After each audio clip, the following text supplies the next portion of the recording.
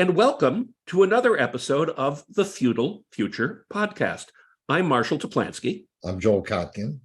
And today we are delighted to have our old friend, Michael Lind, back. Michael, welcome. Thanks. You know, you just published a new book, Hell to Pay, How the Suppression of Wages is Destroying America. And it has just come out in May of 2023. So just now, as we're recording this podcast, we're delighted to have you here and talk about the book, talk about some of the issues that are affecting the labor market, including the introduction and what seems to be very fast take rate of AI. So we're delighted to have you here. Thank you. Glad to be here. Joel, you want to kick us off? Yeah, because one of the things I know from my conversations with Mike, and I know it from my own experience, I mean, you take a position that offends both the two basic ideologies in America today, libertarianism or sort of free market, or the progressive, because you mentioned the question of wages and unions, which are anathema to the right, but you also mentioned the possibly negative impact of immigration, which is anathema to the left. So do you feel you're sort of caught in between those forces and it's very hard to make to sustain an argument in between? Well, yes, and both of the two sides, the left and the right, are contradictory. So, for example, if you're in favor of organized labor, then you cannot allow employers to hire illegal immigrants in order to evade unionization of the workforce. And you also have to have some restrictions on the expatriation of traded sector manufacturing and other industries if you're not going to end up with a pure low-wage service economy. So the people on the left who are pro-union but effectively pro-open borders, and you are effectively pro-open borders if you say, well, nobody's for open borders, but we're just against all enforcement of hiring and border laws, then you are, in effect, pro-open borders. The right is either confused or dishonest when it says, well, we want to create tight labor markets through restricting immigration to help boost wages at the bottom. But then they're against every other method of boosting wages at the bottom, from a higher minimum wage that's adjusted for inflation, to collective bargaining. So now, having said this, it's only the past 20 or 30 or 40 years, really, that you've got this kind of incoherence, because historically, the labor left was pro-union and restrictionist in its views on immigration, usually, because it's not because of racism or bigotry. Sometimes, obviously, there were racist union members, but mainly because it saw employers, trying to import a reserve army of labor that they could use as scabs against unionization efforts. And at the same time, libertarians historically have been consistent, and particularly in business liberals, they're against unions and therefore having as many workers as possible compete for a fixed number of jobs. And in favor of being able to offshore industry to have lower wage workforces in other countries. Well, so I'm representing one of two coherent positions, but neither the left nor the right at present are coherent. So what if you just draw out for us, what kind of society are we headed towards? As I've been looking at wages, and a huge percentage of Americans make, really very, basically they don't make a living wage, or basically are at the edge of that. What does that do to society? What's happening, and what will happen as we continue to have this kind of labor policy? Well, it creates an underclass of the so-called working poor. Now, you may remember the debate about the underclass in the 70s and 80s was about poor people who did not work. But so this creates a new class. In Europe, they tend to call it the precariat. And we call it the working poor. These are people who work 40 hours a week, sometimes longer, and their pay from their employers is so low that they cannot survive without a variety of welfare state programs. Some of them take the form of cash transfers, like the Earned Income Tax Credit. Others are in-kind, means-tested welfare benefits, like Section 8 housing vouchers, like food stamps. But so essentially you get two kinds of workers. One group that the middle class and the elite belong to, you get your paycheck, and obviously there's social insurance, there's some public programs, but you can pay all of your regular bills, your mortgage, your car bills, your clothing, all of that out of your paycheck. Then there's this underclass of the working poor, who in effect have two employers. There's the employer, first employer is the low-wage business they work for. And then the second one is Uncle Sam, who tops up the poverty wage that the market employer pays you. And the question I ask in my book, Hell to Pay, is why are taxpayers subsidizing low-wage businesses so that since most taxpayers do not benefit from the goods or services that these low-wage workers provide, why shouldn't the employers of labor and the consumers, through higher prices if necessary, pay the entire costs of a living wage? That seems, it's straightforward. Politically, it seems more plausible than having a two-tier labor force where the taxpayers subsidize this underclass or caste of low-wage workers. But it's something that has just grown up in the last half century.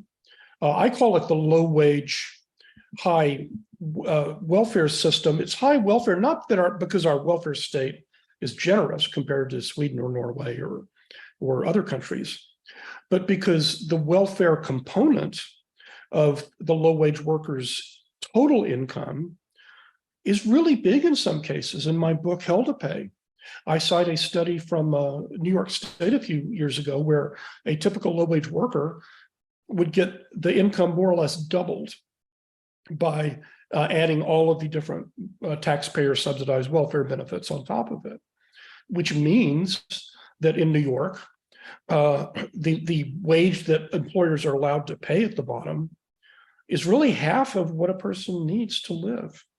Well, and that brings me to that economic underpinning from a societal perspective, which is, if you think about the genesis of a lot of the programs for outsourcing and the move toward moving low-wage jobs offshore, originally the idea was, let's build a society where America has a strategic advantage, that somehow we will be able to upskill everyone and be able to create a competitive umbrella for ourselves that will allow us to compete more effectively with the rest of the world. Seems to me it has not had the intended effect. And in fact, that the vulnerability that we have within the society of people that are just teetering on the edge is a strategic vulnerability for the country. Well, that's right. And you've described what is sometimes called the human capital theory, caricatured as learn to code, right? If you get laid off at a steel worker's job in the Midwest, you should just move to the Bay Area and learn to code and maybe found your own, multi-billion-dollar startup, right? The math never worked, even in the 90s when this was being touted. For example, in the United States, the number of janitorial jobs is equal to that of all tech jobs put together. The Bureau of Labor Statistics has the jobs with the most creation of new jobs in absolute terms, not growth. The rapid growth is very misleading.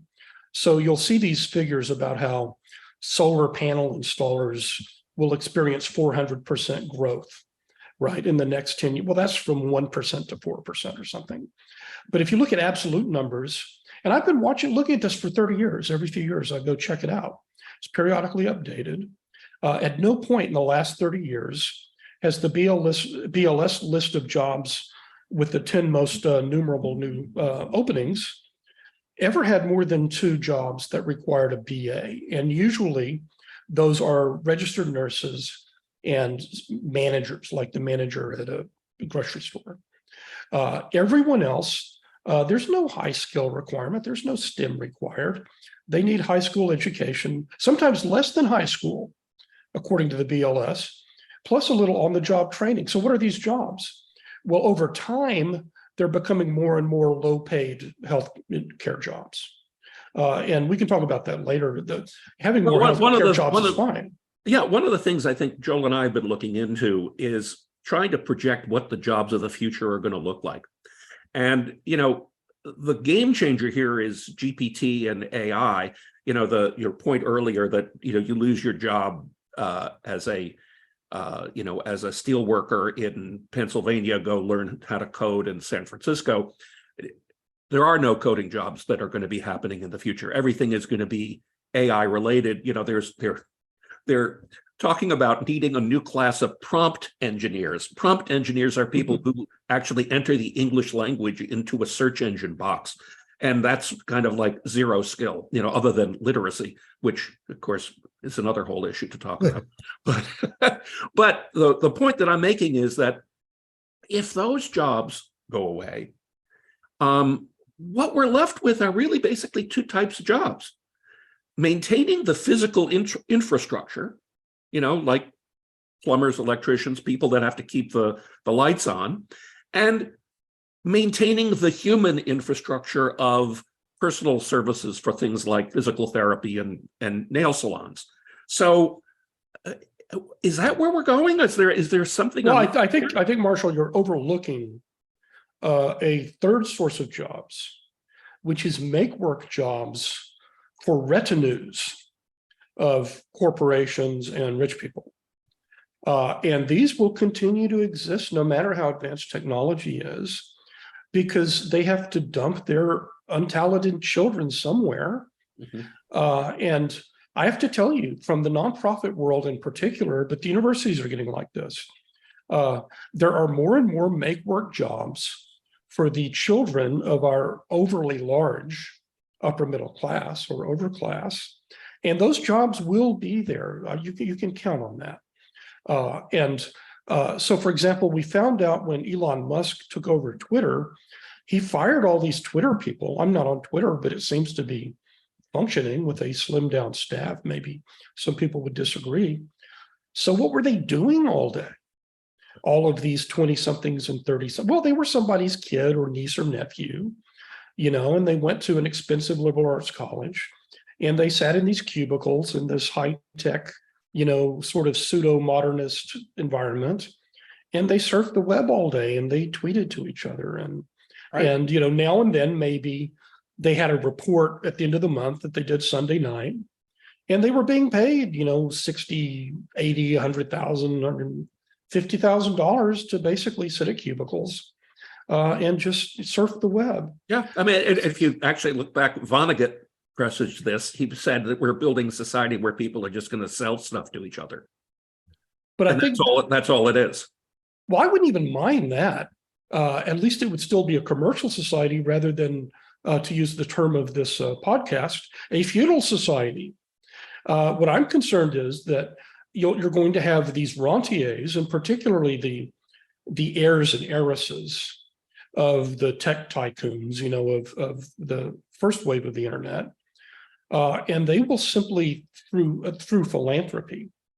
I think they're going to be all of that. There will be an artificial overclass that is maintained not by selling things to other people. If you were selling a useful good or service, that would be good, but simply by grants from family foundations of billionaires and from, various other nonprofit institutions.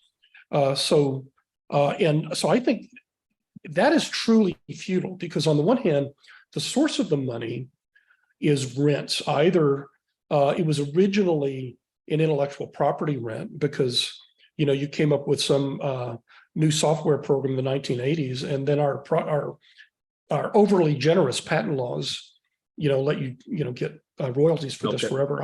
I'm in favor of patent laws, but not for centuries and not for descendants of people and so on. And so that money then gets invested in the stock market, which is correlated now. So if stock goes up, then you're just raking in returns on your stocks. And then you donate that money to a foundation, which by law, this is the perverse thing about the nonprofit sector.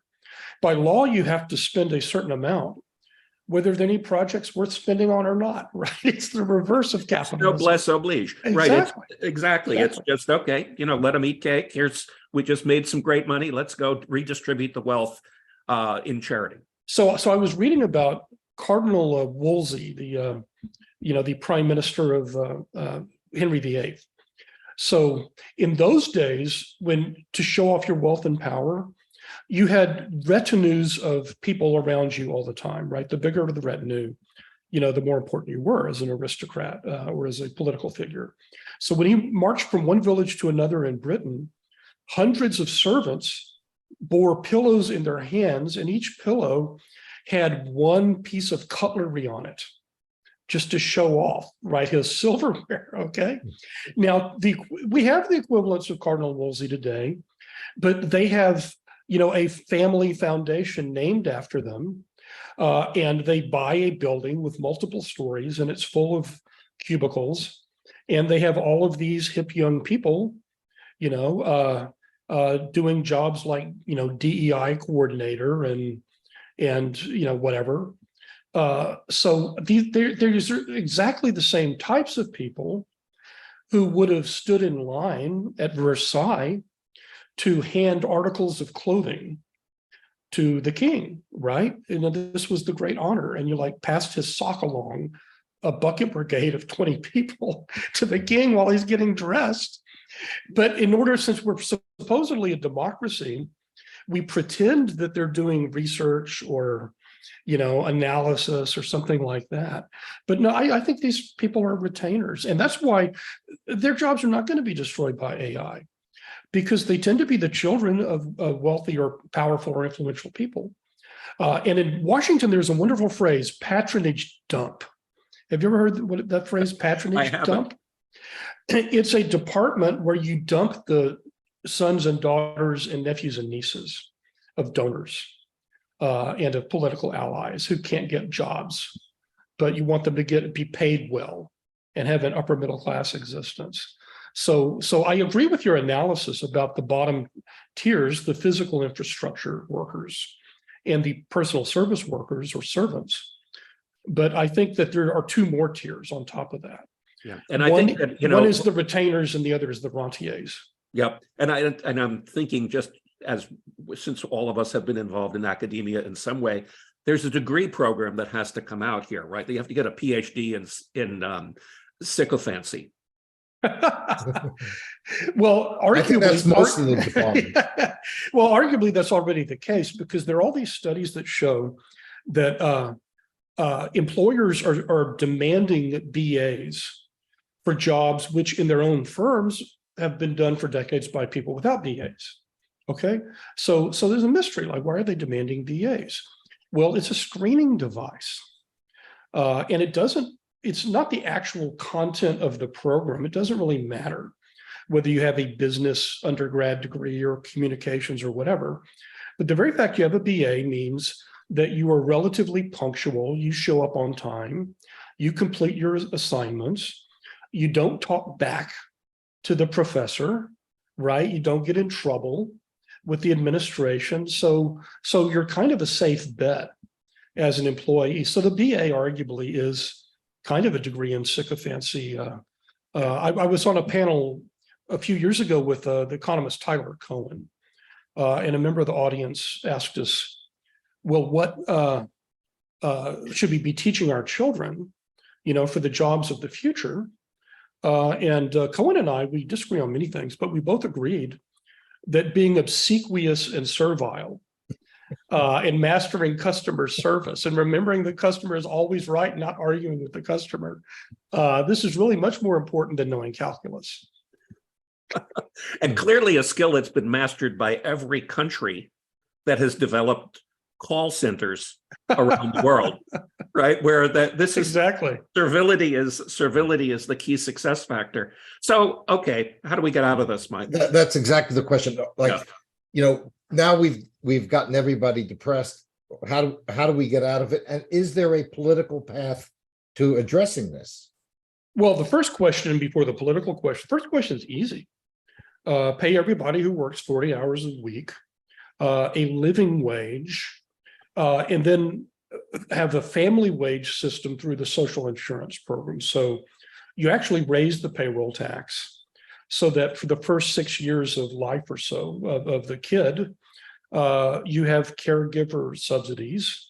And they'd be fairly small. I mean, we're talking about like working class level, not, upper middle class by any means. But, and then you design it, as I have proposed, so that they're transferable among parents. It could even be divorced parents, so that one parent can transfer his or her caregiving voucher to another to allow the caregiver to live without working or working part-time.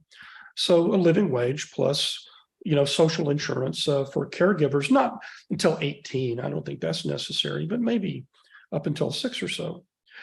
So it's fairly easily done. The living wage, there are 2 ways you raise it. One way, which is preferred by a lot of progressives, is you just impose it by legislation, through a high minimum wage. I think that's a mistake. I think that jobs are sufficiently different and living standards in different parts of the country are sufficiently different that it would be better to have organized labor in some form, and we can talk about the forms it might take later, to negotiate different wages, different benefits, different schedules for different occupations. But those are the 2 ways to do it. You do it by government fiat, or you do it by collective bargaining, brokered and approved by the government. And to pay for it, you raise payroll taxes. And the great thing about payroll taxes is that it becomes an earned benefit, so politicians can't take it away from you in the future. And it does not depend on the rich. This is what a lot of progressives don't understand. If you want a working class, middle class society, you want most of the taxes to come from the working class and middle class themselves. Because if you're dependent on the finance sector or the tech sector, like in California, then they can blackmail you into doing what they want, right? So a pro-working class tax program, I know this sounds kind of counterintuitive, should rely mostly on broad-based, simple, inescapable taxes, like payroll taxes, like sales or consumption taxes, that cannot be gamed by wealthy people.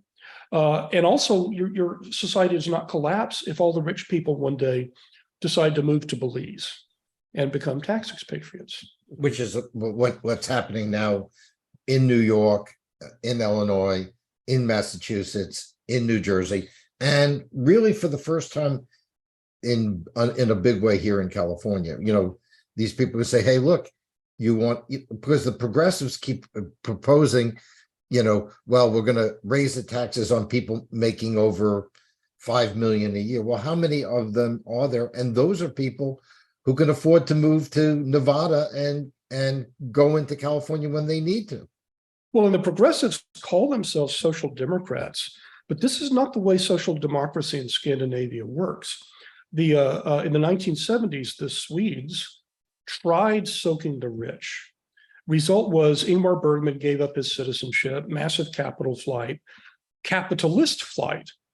And they realized the only way we can pay for this generous social welfare state is by having high, broad, regressive taxes that almost everybody in the society pays.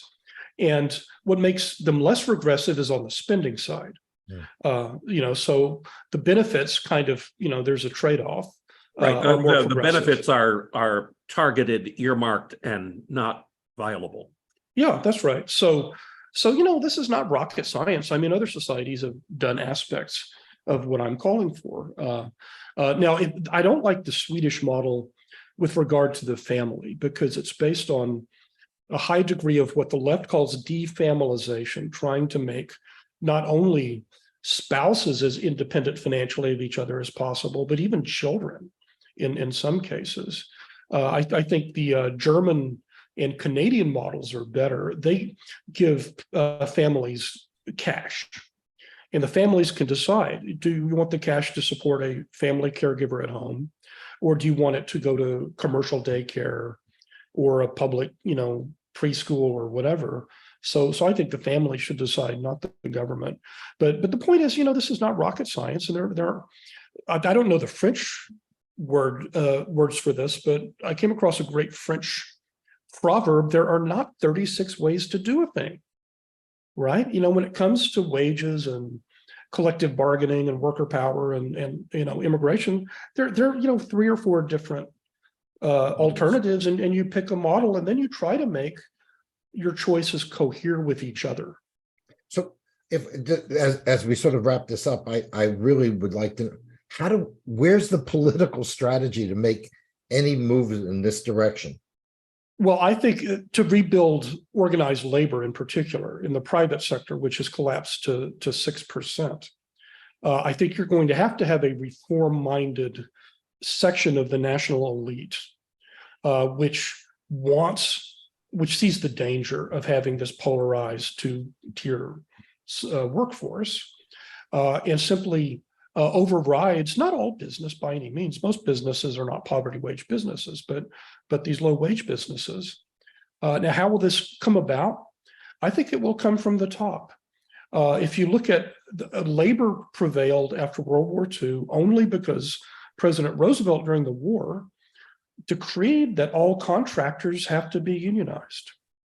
And so they went from nothing to about 30%, and then gradually declined to 6% today. I disagree with many elements of the Biden administration's industrial policy, but his using the subsidies from the Inflation Reduction Act to impose things on business, like pro-labor things. I don't like their childcare stuff, but that's the sort of thing that you should do. You should say, if you're a contractor, you're going to participate in this collective bargaining program, and the alternative is that we will simply impose a default standard on you. So I would have a stick and a carrot, but I think it's going to have to come from the federal government, which spends an enormous amount of money in the economy, and will do more so, I think, in the future because of Cold War II, putting conditions on the spending that are pro-labor. Well, last question for you, Mike, on this. So if you think about all these reforms that would make sense for rebuilding a solid, broadly participative economy and society, do you think that these recommendations that you're making would tend to reverse the decline in the birth rates by making families more secure? And is that something that we should be focusing on as a goal? Well, we don't know, but if you ask American parents, and women in particular, they say they want more children than they end up having. They usually want 2 or 3, and they end up having 1 or 2. And then what stopped them from doing it? They say financial insecurity. So I think it's worth the experiment. Now, what I am suspicious of is targeted pro-natal subsidies. Like there's some people on the right, looking at Orban in Hungary and so on.